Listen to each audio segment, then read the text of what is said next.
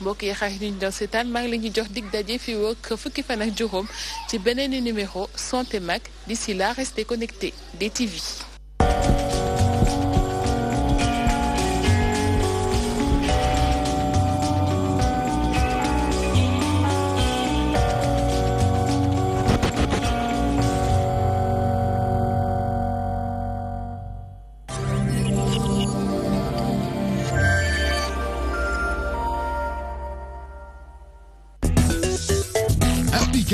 DTV. La magie de la télé vous suit partout dans le monde avec son nouveau service disponible sur les supports Windows, iOS, iPhone, Android et tablettes. La DTV sous vos yeux partout à tout instant. Avec la DTV, vivez la magie de la télé.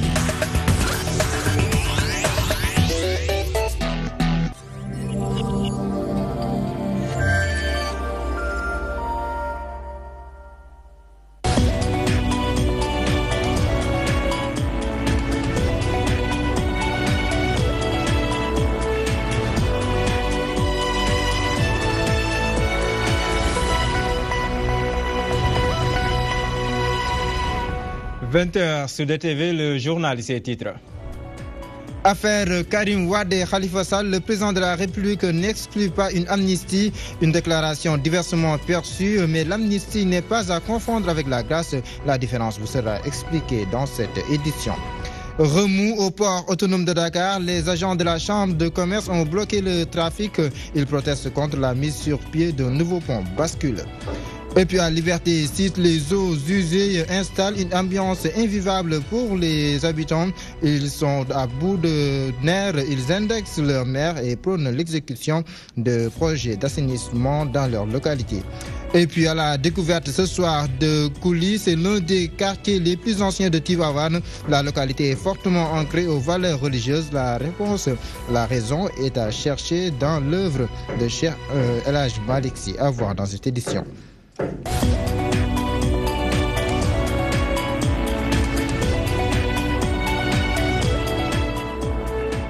Bonsoir à tous. Cette question pour ouvrir cette édition, la séparation des pouvoirs est-elle une réalité au Sénégal? Beaucoup de Sénégalais en doutent, surtout après la sortie du président de la République sur les cas Khalifa Sall et Karim Wade. Certains indiquent qu'il ne devrait pas se prononcer sur ces affaires. Le chef de l'État devrait plutôt laisser tout entre les mains de la justice.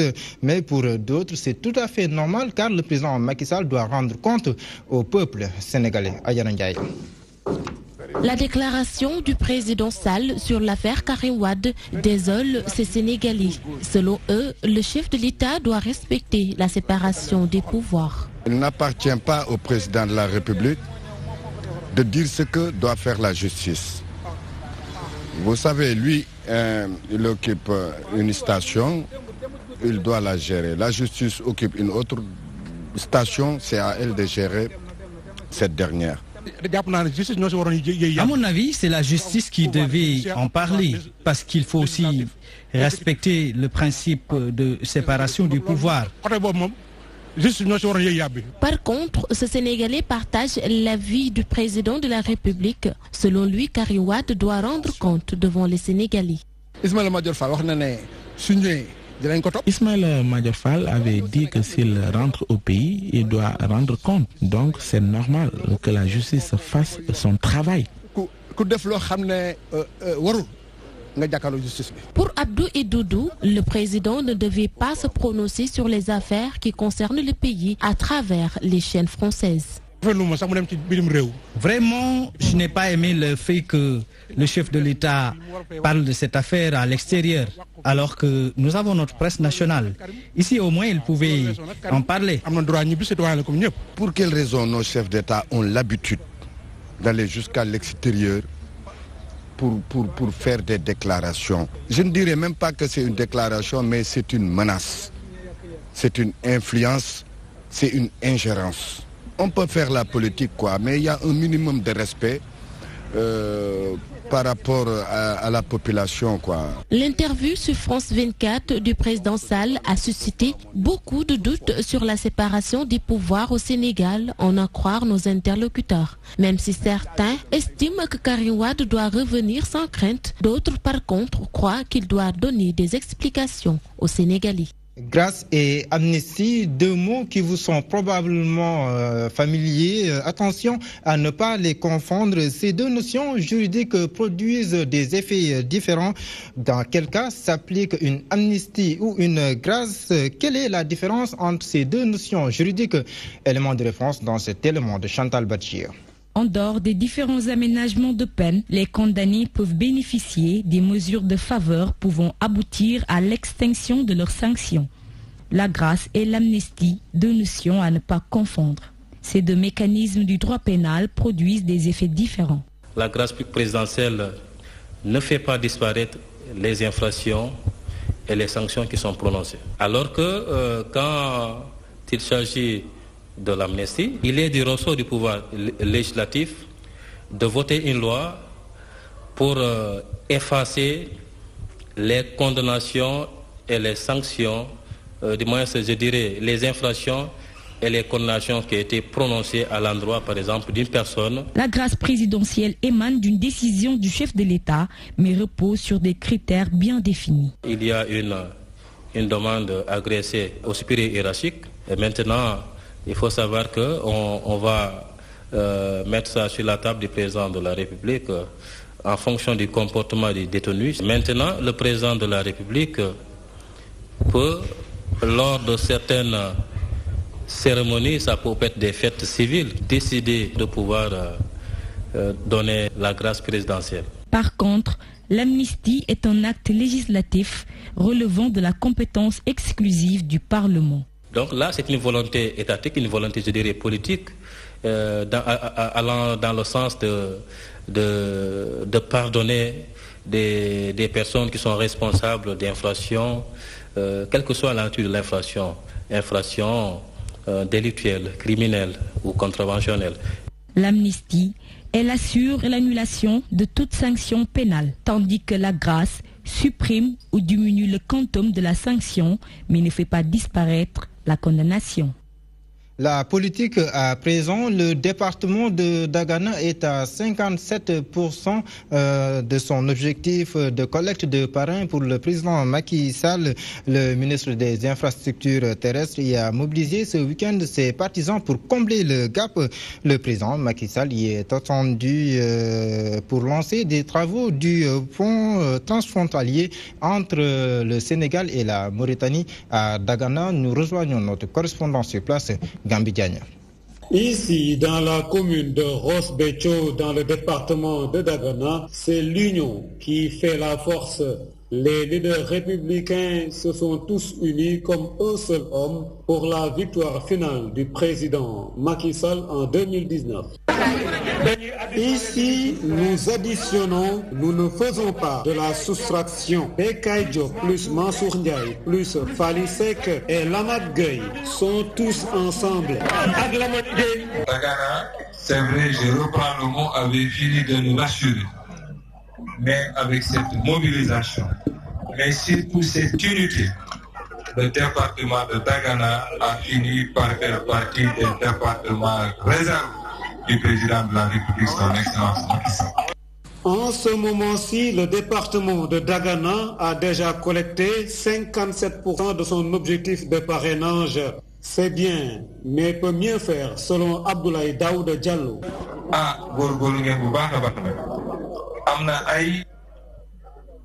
Vous avez sans nul doute bien travaillé, mais vous pouvez encore mieux faire, notamment au niveau de certaines communes. Prenez l'exemple de Podor. Nous, bientôt, nous allons finir, alors que contrairement à vous, il y a certains qui doivent encore faire des efforts. Vous savez, Saint-Louis et Dagana, c'est les mêmes parents, c'est les mêmes populations. Partout où vous pourrez pêcher des parrains, vous ne devez pas vous en priver. Faites comme l'a dit tout à l'heure Ndaïwele. Il n'y a que cela qui peut rassurer le président Macky Sall. Très prochainement, Le président de la République sera accueilli ici, dans l'Axe Nord, particulièrement dans le département de Dagana, pour y lancer des travaux de construction du pont de Rosso au Sénégal.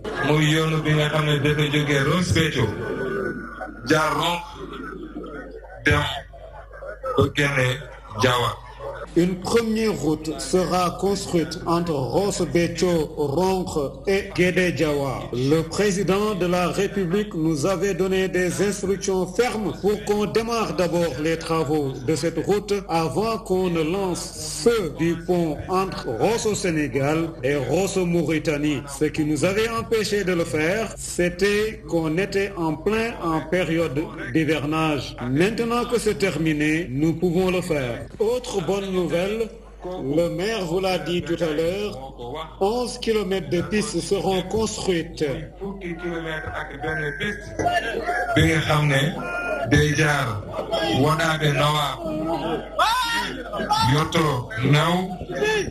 Le maire de la commune de Rosso Béthio a annoncé le recrutement le 3 décembre prochain d'un médecin pour renforcer le dispositif médical du comité de santé de sa commune. Problème des étudiants orientés dans le privé, le maire en parle. Les membres du mouvement des élèves et étudiants républicains rassurent leurs camarades. Abdoulaye Diagne est élu nouveau coordonnateur du mouvement. Ce dernier se fixe comme objectif la réélection du président Macky Sall en 2019. Aïdem Bernias nous en dit plus. Le mouvement élèves étudiants républicains a un nouveau coordonnateur. Il s'agit d'Abdoulaye Diagne. L'ex-président de l'amicale de la FASEG s'engage à porter le combat de la réélection du candidat Macky Sall en conquérant 90% des primo-votants. Notre objectif principal d'abord, c'est d'aller dans ces universités-là, parler avec les étudiants, mais aussi d'aller dans les lycées surtout, parce qu'on a constaté que dans les derniers résultats du fichier électoral, sur les derniers résultats du fichier électoral, on a constaté que 1,32 million sont des primo-votants. Donc aujourd'hui, nous allons tout faire pour reconquérir ces primo-votants. Et notre objectif, c'est de donner au président de la République 99% de ces primo-votants. Le nouveau coordonnateur du maire national s'inscrit dans la dynamique de vulgariser les réalisations du président de la République. Ce que le président Macky Sall a fait de 2012 à nos jours, aucun président ne l'a fait. Aucun président ne l'a fait de 1960 à nos jours.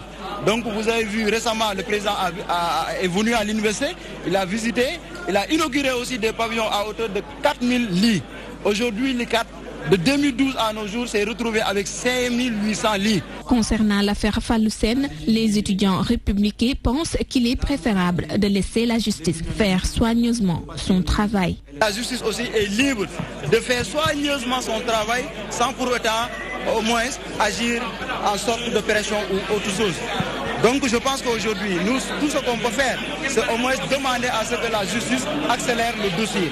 Selon Abdoulaye Diagne, les étudiants orientés dans les écoles privées retourneront bientôt dans les amphithéâtres car l'État compte alléger la dette avec un chèque de 3 milliards. En outre, une grande concertation sera organisée entre les services du ministère de l'Enseignement supérieur, les représentants des écoles privées et le ministère de l'Économie, des Finances et du Plan. Cinquantenaire de la disparition de Maître Lamine Gueye, l'association pour la pérennisation de la pensée et de l'œuvre de l'ancien maire de Dakar convie tous les spécialistes à vulgariser davantage le legs de cet homme politique. Je vous propose d'écouter tour à tour le Premier ministre Mohamed Boun Abdallah Dionne et le président de l'association Boubacar Anne. Ils sont interrogés par Adjana Ndiaye. En parcourant la trajectoire de Maître Lamine Gueye, d'y voir autre chose que celle d'un homme prédestiné à des fonctions qui le plaçaient aux avant-postes d'une nation et d'un continent, inscrit au calendrier des urgences pour la restauration de leurs valeurs intrinsèques et de leur identité culturelle. Faire connaître à tous les pays, à toutes les nations et à tous ceux qui sont venus ici, Lamine Gueye. Et ensuite, poser des actes. Parce qu'on va faire des fascicules, on va publier pas mal de choses. Mais des choses qui seront dites et validées par des spécialistes. à telle enseigne que quand on sortira de ce qui... Personne ne pourra plus parler de Lamine Gueye en disant ce qui lui convient ou ce qui ne lui convient pas.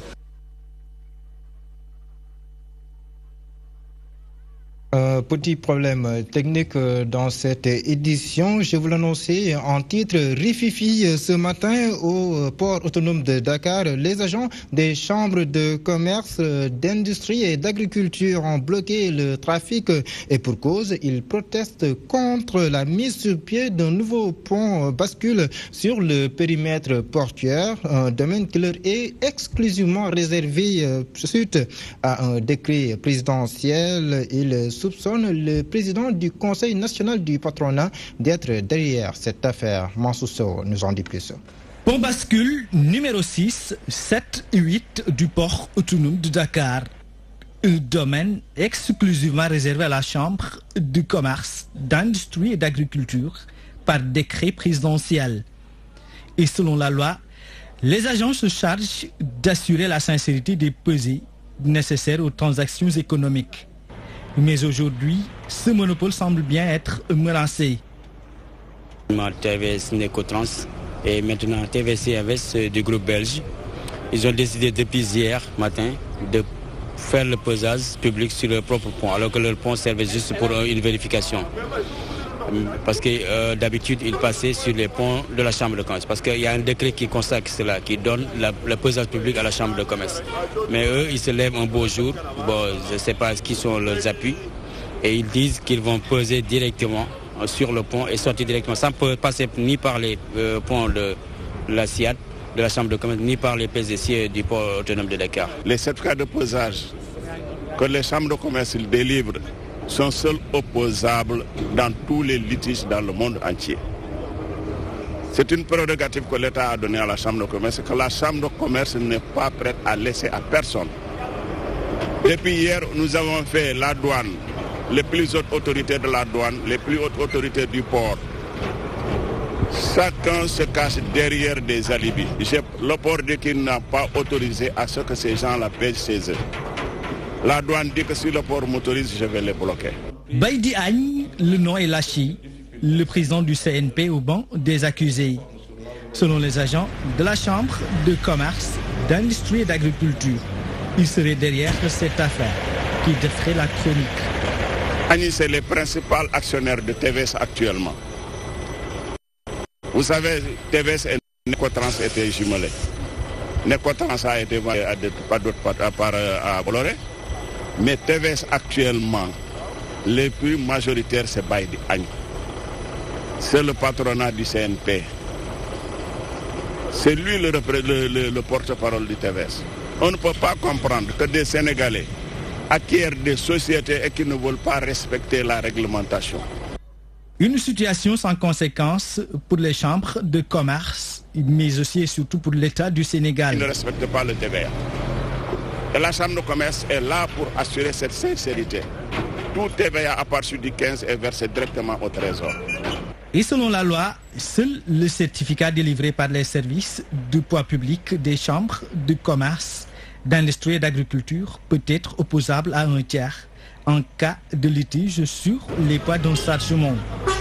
Aux dernières nouvelles, tout est rentré dans l'ordre après moult conciliabule.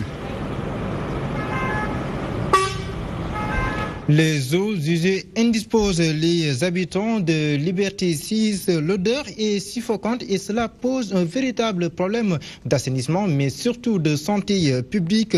La population décrit cette situation. Elle indexe le maire de la commune qu'il juge laxiste face à ce problème. Les explications d'Adam Biteya. Des eaux usées se déversent dans certaines rues de Liberté 6. Une situation qui perdure depuis plus de 40 ans et qui indispose la population de ce quartier. Ça fait plus de 40 ans qu'on vit cette situation. Tous les maires qui sont passés ici n'ont absolument rien fait pour nous aider. C'est nous qui payons l'ONAS pour régler cela. Ces eaux usées proviennent d'une fosse septique. Les habitants disent en avoir marre car ils courent de contacter des maladies. On n'arrive plus à dormir à cause des moustiques et tous nos enfants tombent malades à cause de cette odeur. On nous a dit qu'il y a un défaut de construction des fosses septiques. Des eaux viennent de là-bas. Elles soutiennent que leur mère les a laissés en rade, ce qui explique leur mouvement d'humeur. Santé Anne, qui est la mère de Liberté 6, doit vraiment nous aider. Moi-même, j'étais allée au niveau de l'ONAS pour mon collègue. Si le maire faisait son devoir, on n'en arriverait pas là. Mais hélas, on ne le voit même pas. Ces habitants se désolent de cette situation. Ils interpellent les autorités de cette localité de les aider et de prendre des actions concrètes pour améliorer leur cadre de vie. Toute autre chose dans cette édition, l'excision persiste toujours au sud et au nord du pays, malgré la forte sensibilisation sur les méfaits de cette pratique pour amener les exciseuses à abandonner cette activité. Les journalistes de ces régions sont appelés à s'impliquer davantage dans la lutte. Mamadou Diop était à la session de formation. Suivons son élément. Du sud et du nord du Sénégal sont les foyers où l'excision persiste toujours. Malgré les nombreuses campagnes de sensibilisation pour freiner la pratique, certaines exciseuses font toujours la sourde oreille. Le phénomène persiste notamment dans les zones nord, comme vous le savez, la région de Saint-Louis, avec le département de Podor, la région de Matam, où nous avons encore un taux de prévalence qui est important, parce que jusqu'à présent, on a dans ces zones, pour les filles de 0 à 14 ans, où on a pratiquement plus de 50% des filles de ces régions qui sont encore victimes de ces pratiques. Nous avons aussi la région sud, le sud et le sud-est, que ce soit les régions de Sédhiou, de Kolda et de Ziguinchor. Nous avons aussi les régions de Kédougou, de Tamba. Et là aussi, dans ces régions aussi, pratiquement 25% au moins des filles de 0 à 14 ans sont encore victimes de ces pratiques. Et pour amener ces personnes à ne plus exciser les jeunes filles, de nouvelles stratégies sont en cours. Et parmi elles, l'implication des journalistes des radios communautaires et correspondants de presse exerçant dans ces zones. Ils étaient en formation à Saly Portudal. Vous savez aujourd'hui que c'est une pratique très ancrée au sein des communautés qui ont fini par se fossiliser, ce qui fait que donc il va falloir que ce soit mener des activités de sensibilisation, des enquêtes également qui seront proposées, des portraits liés à des pratiques, donc de bonnes pratiques dans le cadre de l'abandon de l'excision qui seront également portés à la connaissance des populations. Tout cela donc pour progressivement amener les communautés à comprendre les conséquences désastreuses de cette pratique. Connaissant la lourde tâche qui les attend, ces professionnels des médias s'engagent à ne ménager aucun effort pour atteindre cet objectif. L'excision s'est passée d'une pratique traditionnelle à une pratique religieuse. Donc quand c'est religieux, généralement les gens ont du mal à s'en départir. C'est là où se situe véritablement le problème. À la fin de la formation, un plan de communication a été élaboré pour permettre à tout un chacun de dérouler les activités. Contentieux entre le groupe Excaf Télécom et StarTimes, on en reparle. Le contrat liant la Ligue Pro à l'entreprise chinoise est en bonne et due forme. C'est l'avis du CNRA. Toutefois, le Conseil national de régulation de l'audiovisuel demande à StarTimes d'être en conformité avec la législation sénégalaise en la matière. Plus de précisions dans cet élément de Penda Bachir. Suite à la plainte du groupe Excaf Télécom contre StarTimes, le CNRA a réagi à ce quiproquo qui oppose le groupe à l'entreprise chinoise et à la Ligue sénégalaise de football. Selon le président Babacar Diagne, la Ligue peut continuer son partenariat avec StarTimes, mais que celui-ci doit être en règle avec les lois de l'audiovisuel sénégalaise. Nous avons reçu une plainte de Excaf qui conteste la validité de la convention de sponsoring conclu entre StarTimes et la Ligue sénégalaise de football. Je pense que la Ligue sénégalaise de football peut bien recevoir des partenaires, discuter avec eux. Je pense que et trouver des financements, c'est ce qu'elle essaie de faire depuis des années. Je pense qu'il discute avec StarTimes depuis des années. Mais enfin, une société audiovisuelle au Sénégal doit répondre à certains critères. Et ces critères ne sont toujours pas remplis par StarTimes. Une décision qui réjouit le président de la Ligue qui est revenu sur l'intérêt de cette collaboration avec StarTimes. nous adresserons à notre partenaire de manière à ce que l'ensemble de ces différentes démarches puissent être faites. La première étant effectivement dans la composition de la société, de manière à ce qu'elle puisse effectivement être conforme au texte de notre pays. Ce soir, je pourrais dormir tranquille avec sous mon éventail le contrat qui ne sera pas remis en cause. Suite aux propos qu'il avait tenus, taxant le groupe Excaf de méchant après qu'ils aient traduit Star Times en justice, le président Sayer Seck maintient ses propos et se justifie. Je ne comprends pas que pour une fois depuis 10 ans que nous arrivons à vendre effectivement les droits de télévision, que le groupe Excaf Télécom, comme je l'ai dit, au lieu de se rapprocher de la Ligue et d'échanger, attaque directement la validité et demande l'annulation d'un contrat qui permette de financer le football professionnel, de financer son développement. Et c'est la raison pour laquelle on s'en est offusqué, que nous avons dit effectivement que nous pensions que son acte est un acte à tout le moins inapproprié. Ainsi, le CNRA a tranché sur le conflit entre le groupe Excaf et la Ligue sénégalaise de football suite à l'accord qu'elle a signé avec Star Times pour la diffusion de ces matchs. La Ligue peut désormais dormir sur ses lauriers car son contrat est toujours en bonne et due forme. C'est la découverte du jour, le Gamou édition 2018, une occasion pour la DTV d'aller à la découverte d'un quartier de Tivaouane. Kouli est l'un des quartiers les plus anciens de la ville sainte. La localité doit son ancrage à la religion à El Hadj Malik Sy. Au plan social, le quartier est confronté à des inondations faute de canalisation. Les habitants attendent toujours des projets d'assainissement dans leur localité. À Tivaouane, nous retrouvons nos correspondants, nos envoyés spéciaux sur place, Kordendiaï, Matardia et Mansoundiaï. Des mosquées, ce qui démontre à suffisance le lien historique entre cette localité et El Hadj Malik Sy, celui-là même qui est à l'origine de la transformation religieuse des occupants de ce quartier. Kouli est l'un des quartiers les plus anciens de Tivaouane, avec Kondiaka, Diallo, Fogny et Ndout. En ce qui concerne Kouli, on peut dire que c'est le poumon de la ville, avec Kondiaka, car tous les mausolées de Tivaouane se trouvent dans ce quartier, de El Hadj Malik Sy à Abdoulaziz Sy Junior, en passant par Babacar Sy et autres.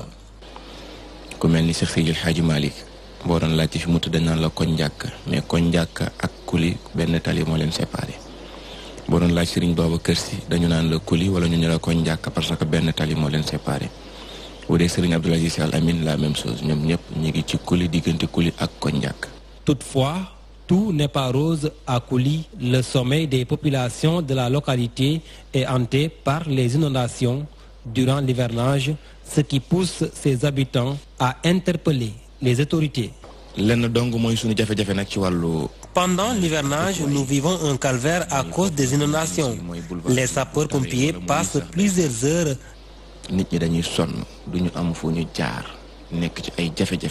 à pomper l'eau, mais en vain.